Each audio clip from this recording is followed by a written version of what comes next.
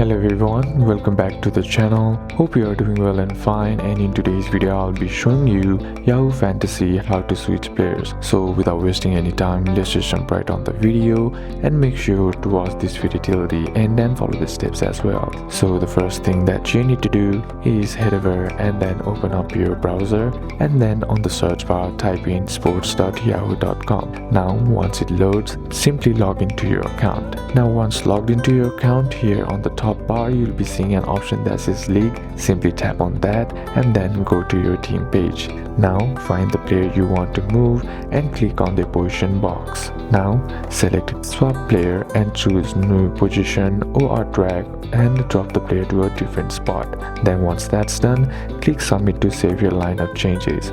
So these are a couple of steps that you can apply, and that's it for today's video guys. Hope this video was useful to you. Leave a like if it did.